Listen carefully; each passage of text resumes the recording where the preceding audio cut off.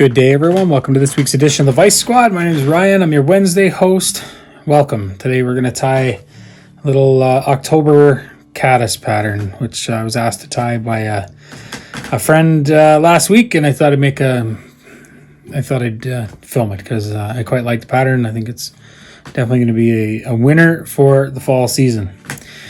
Before we get to the fly, there's always business to take care of. Please go visit our store, fishingandoutdoors.ca for Canadian residents, .net for U.S. and international residents. You can see our sponsors, who's the Anadrom's Fly Company and Fly Life Co. You can see all their material, gear, tools, everything that they sell. You can see it all on there. There's tons of stuff, along with all sorts of other stuff. Very wide range of everything on that store, which is pretty cool. Go check that out. Also, just a little blip for me is we're bringing a new guy on, Adam Horton. Maybe Rick will throw up his Instagram for me here.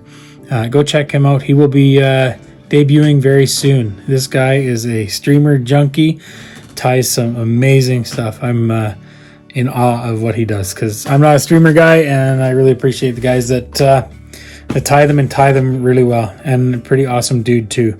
So I think that's and our contest. Go check out the contest. Go on the Vise Squad Fly Tying page and on Instagram, and you can find the contest, and Facebook as well. Really easy to enter. Go check it out. Now, that's enough of me rambling about that stuff. Let's tie a fly. So in the vise, I'm going to throw, this is a size 12 R7 wet fly hook from Fly Life Co. So these hooks are 2 extra long and 1 extra strong. So maybe this might be a little big. You never know. Maybe not. But probably better tied in a 14. But for the sake of the video, this number 12 will show up really nice.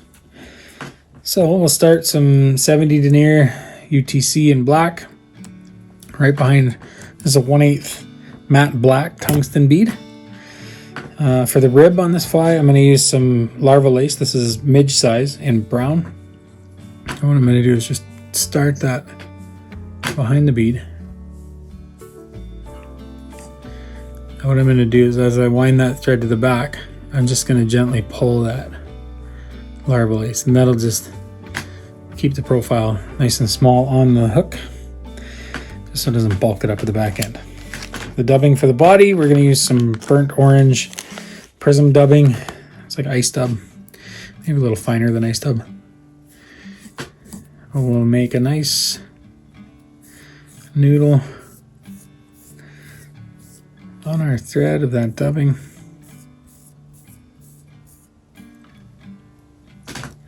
And we'll just tie that in, and we'll just make a nice taper moving forward.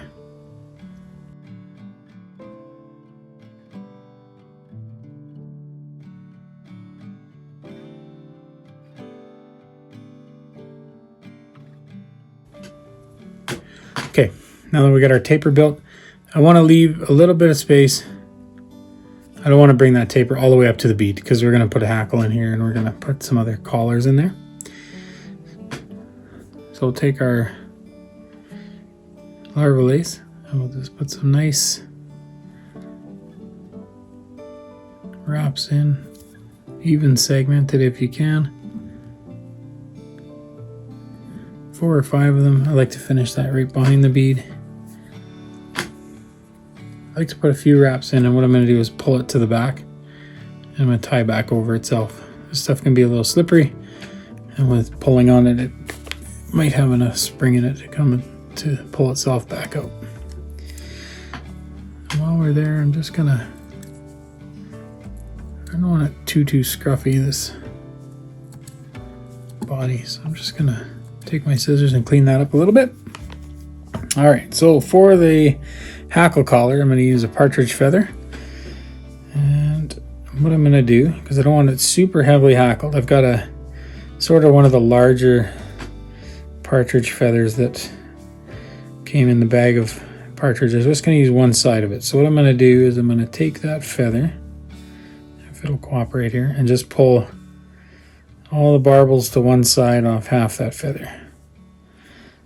It looks something like that. Next, what I'm going to do is grab my material clip, and I'm just going to grab them so all the tips are even, more or less, like that. And then I want it as long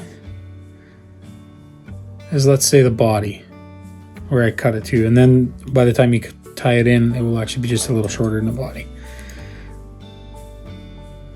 So I'm going to cut that, leaving just a little bit for my thread to hang on to, something like that. And we're going to spin our thread counterclockwise and uncord it. And then you can take a needle, a big needle or a bodkin, and your finger, and if you just slowly work that thread, it'll help flatten it out and get all the twist out of it. And when you're happy with that, you just stick that bodkin right in the middle of your thread, or as close as you can get it, and open it up. Then what I like to do is use my forefinger just to hold it open slightly. I'll take that material clip, put it in the thread, and then pull down gently on my bobbin, always keeping pressure and tension on that thread, otherwise it'll open up and your material will fall out. Next, what we'll do is we'll just spin it clockwise, and that'll help lock all those fibers in.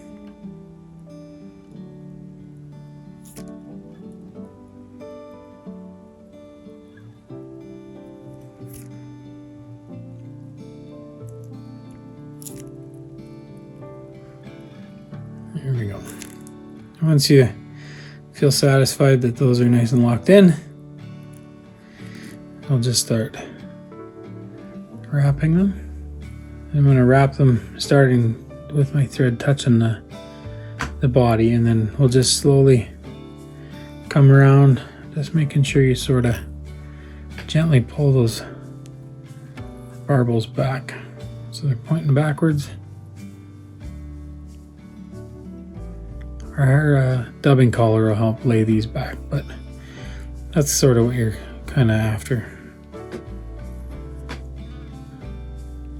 Alright, so for our collars, I'm going to put a double collar in. Today, the first one is going to be some hairline dubbing in red. You want just a tiny little pinch, not much.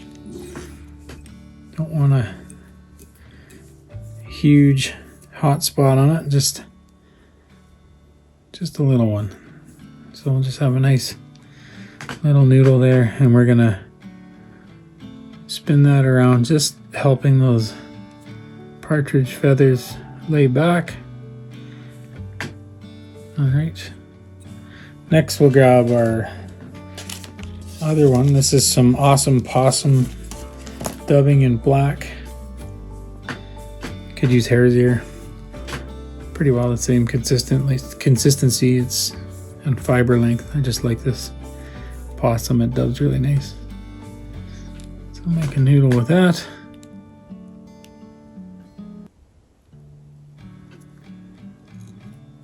Like so, in front of the red. Just make sure you don't cover over the red one, otherwise there's really no point in it being there. Alright, next we'll grab our whip finish tool.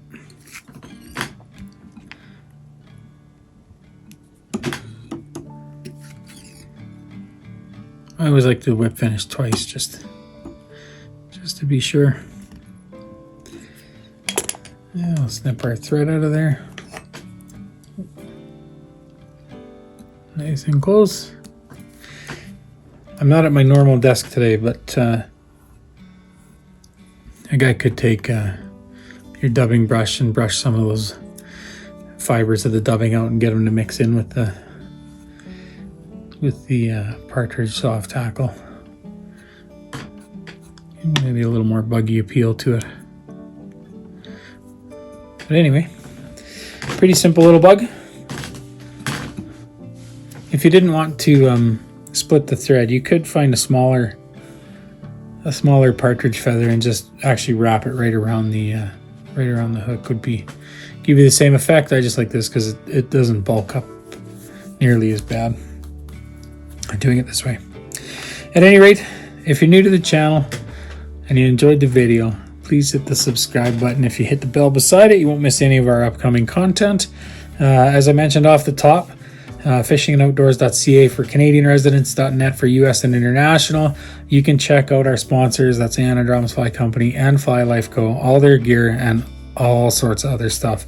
Also, please give Bryce Miller, give him a follow. He's our Sunday host, and Adam Horton, our new host, which I'm super excited to see him come on board and see what goodies he's going to tie up for us, and as well the contest. Go get entered. Super simple, easy steps. Rick will throw up some information for us here. Until next week, everyone, thanks a bunch for watching. Take care.